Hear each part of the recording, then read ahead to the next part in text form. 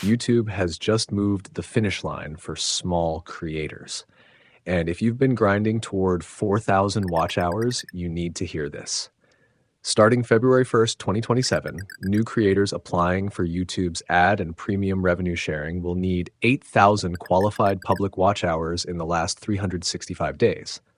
That's double the old 4,000 hour target. And there's another path, 20 million qualified shorts views in 90 days. But here's what makes this change especially important. YouTube is not saying every small creator will suddenly lose monetization. The change is aimed at new creators applying for YPP ad and premium revenue sharing.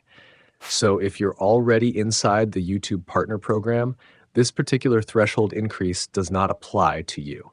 But if you're still outside the program, working toward those numbers right now, the game is changing.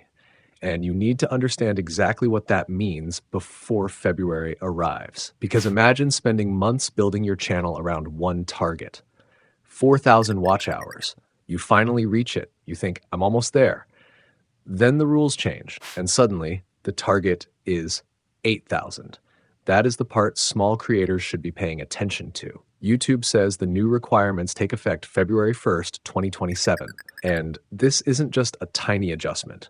The watch hour requirement is being doubled from 4,000 qualified watch hours in the previous 12 months to 8,000. That changes the amount of long-form viewing a new creator needs before becoming eligible for ad and premium revenue share. And if your entire monetization strategy has been built around reaching 4,000 hours as quickly as possible, you may need to rethink that strategy now. But there's an important detail that could completely change how you interpret this update. The lower YPP entry point for fan funding and shopping products is staying unchanged. So YouTube is not simply saying small creators can no longer monetize. Different monetization features have different thresholds. The big increase is specifically for access to advertising and premium revenue sharing for new creators. That distinction matters because if you only hear YouTube doubled the monetization requirement, you could easily think the entire partner program just became twice as difficult. That isn't the complete story. The real issue is this. The finish line for full ad and premium revenue sharing is moving farther away for new creators. And if you're currently building toward it, you have a decision to make. Do you continue using the same strategy, or do you adapt before the new threshold arrives? Let's make this practical. Suppose you're a small creator with 2,000 watch hours right now. Under the old 4,000 hour target, you could look at that number and think, I'm halfway there. But after February 1st, that same 2,000 hours represents only 1/4 of the new 8,000 hour requirement. That changes your perception of progress.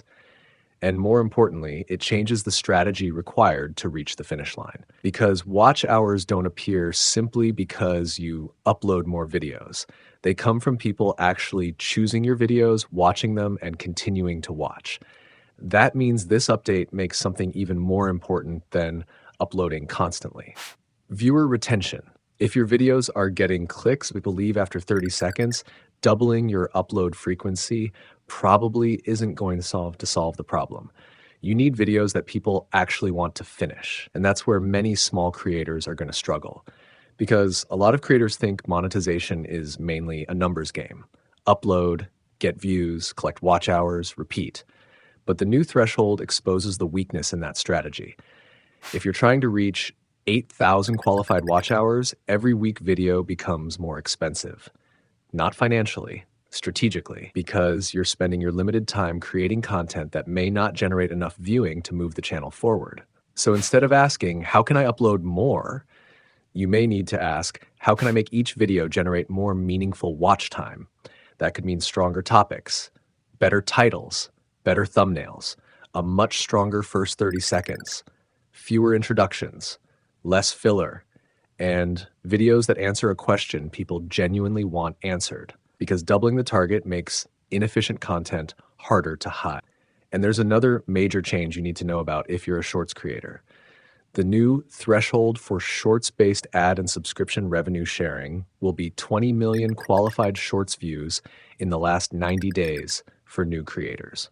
That is a huge number. And if your strategy is, I'll just go viral with shorts and get monetized, You need to understand the difference between getting views and building a monetizable channel.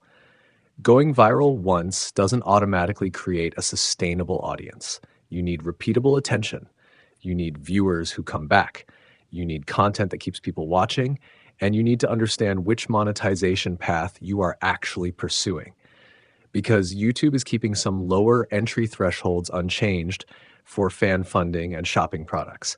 So there are still opportunities for creators who haven't reached the full advertising and premium revenue sharing threshold. The mistake would be assuming that every monetization door now requires 8,000 watch hours. It doesn't. But if your specific goal is advertising and premium revenue sharing, the new 8,000 hour threshold is the number you need to take seriously. And this is why I think small creators should stop treating February 1st, 2027 as something far away. Because 2027 sounds distant until you look at how long it actually takes to build a channel. If you're starting from almost zero, months disappear quickly. You upload, you wait. A video underperforms, you make another one. A video finally gets traction, then another one dies. Suddenly, half a year is gone. So if you know you're pursuing YPP ad and premium revenue sharing, don't wait until February to discover that your current strategy isn't producing enough qualified watch time. Use the time before the change to understand your numbers. Look at your average views. Look at your average view duration. Look at your strongest videos. Find the topics that actually generate sustained viewing. Then double down on what works and stop being emotionally attached to content that consistently doesn't perform. Because the creators who adapt early will have an advantage over creators who keep planning for the old 4,000 hour finish line. And remember one thing, YouTube isn't saying small creators can't succeed. It is changing the requirements for new creators who want access to ad and premium revenue sharing.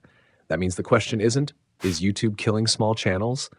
The better question is, can my current strategy produce 8,000 qualified watch hours? If the answer is no, that's not a reason to quit. It's a reason to change the strategy. Because the biggest mistake you can make isn't starting too small. It's spending another 6 months using a strategy that was already struggling to reach the old finish line. February 1st, 2027 is coming. The target is changing. And if you're still working toward monetization, the time to adjust isn't after the rules change. It's now.